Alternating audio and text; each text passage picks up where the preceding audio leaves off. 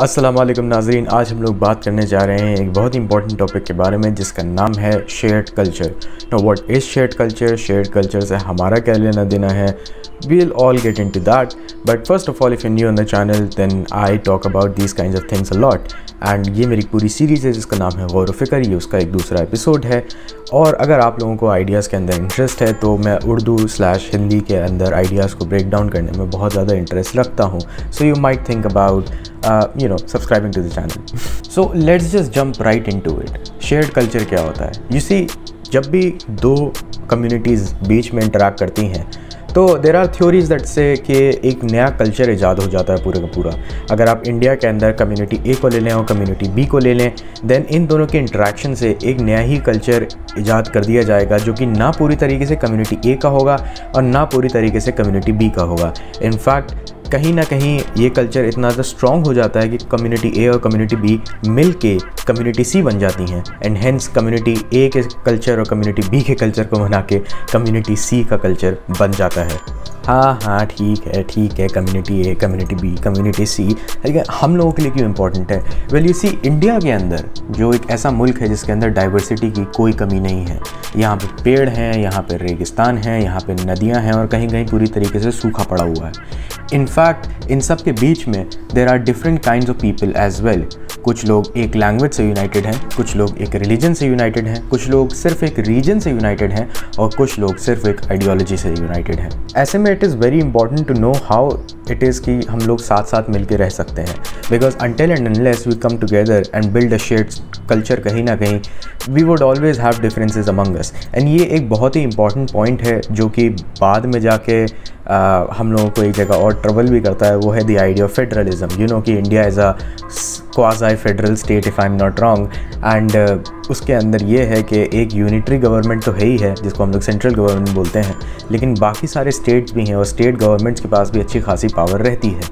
Political science के अंदर हमेशा यही बात बताई गई है कि स्टेट अपने आप को एज अ सेंट्रल फिगर समेटने की कोशिश करता है, वेराज जो उसके फेडरल स्ट्रक्चर्स होते हैं या फेडरल सब कंपोनेंट्स होते हैं जैसे कि डिफरेंट स्टेट्स हैं, वो अपने आप को इंडिविजुअल या इंडिपेंडेंट घोषित करने की कोशिश करते रहते हैं कहीं ना कहीं सटली, यू नो। एंड इसी वजह से जब स्टेट गवर्नमेंट और सेंट्रल गवर्नमेंट एक ही सरकार की होती है, अब चाहे आप वो कांग्रेस की हो या MIM की हो, BJP की हो, किसी की भी हो, तो हमेशा एक बेहतर इंटरेक्शन फॉलो थ्रू हो पाता है, प्रोटोकॉल ज़्यादा अच्छे से लगाए जाते हैं। In fact the central government has often been criticized for favoring those states जहाँ पे उसी की state की government है। So now when we are talking about the importance of shared culture and how it sort of unites all of us, we might be tempted to ask कि यार culture पहली जगह में फॉर्म कैसे होता है?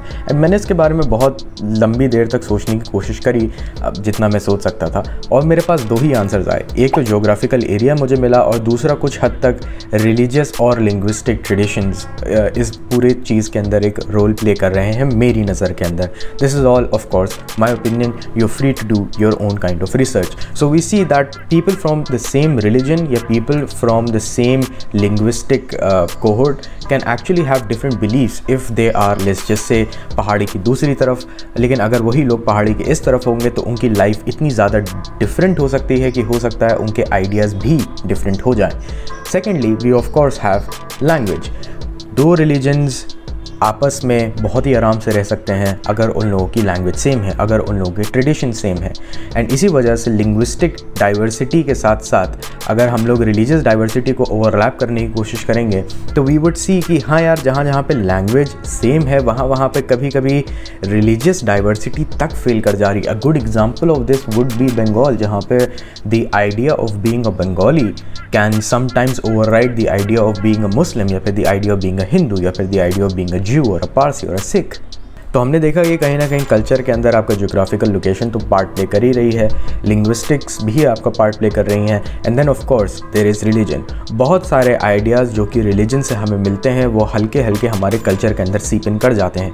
लेकिन आपको याद होगा कि हम लोग शेयर्ड कल्चर की बात कर रहे हैं, तो अगर किसी भी पर्टिकुलर जोग्राफिकल एरिया के ऊपर मल्टीपल कम्युनिटीज़ रह रही हैं जो कि सब के सब अपने रिलीजन को अडेयर करने की कोशिश कर रही हैं, यानी कि वो अपने रिलीजियस आइडिया से जुड़े रहना चाहती हैं, then we would have have a new religion all together in that particular geographical area, क्योंकि वो इतने ज़्यादा मिक्सिंग एंड मैचिंग हो जाएगी उस सबके अंदर कि वो एक पूरा का पूरा नया आइडिया ही बन गया होगा।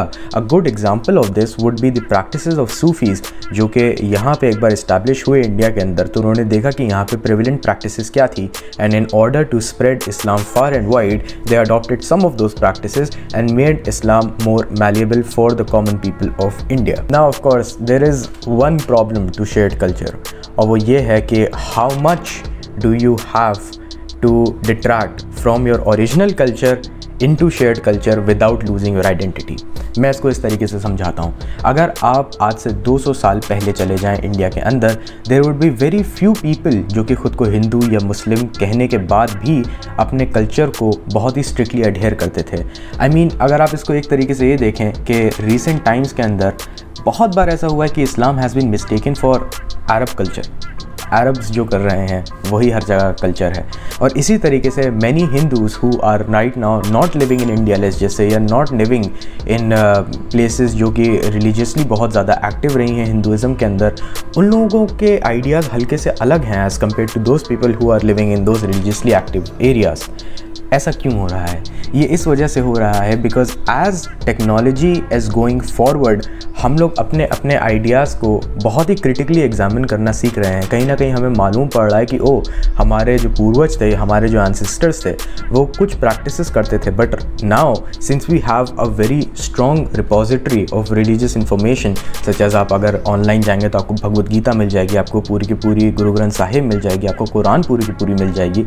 तो हम लोग इनको पढ़ पढ़ के ये सोच रहे हैं कि यार हम लोग जो करते हैं अपने कल्चर के अंदर, ये तो इस सबसे बहुत ही अलग है।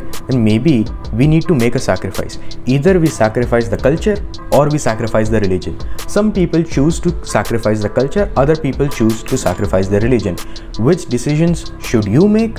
आई am nobody to tell you that, and that is your personal choice। आपको जो बेहतर लग रहा है अब उस तरीके से चल सकते हैं। हो सकता है in future we would be able to establish a culture that does not necessarily take us so much far away from our religion कि हम अपनी religious identity को भूल जाएं and still maintain a shared culture identity।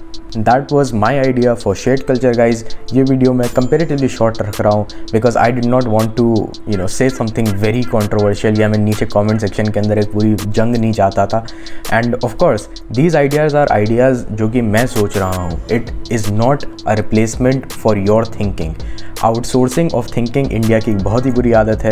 Do not depend upon me for breaking down ideas. It would be much much helpful for us if you too could think for yourself. आप खुद जाएँ, खुद research करें। अगर आप मुझसे disagree करते हैं then of course surely go ahead make a video about it. Tell me in the comment section about how I am wrong and maybe I will get educated as well, and that would be an India definitely worth living in. That's all for this one guys. I will see you in the next video. Take care.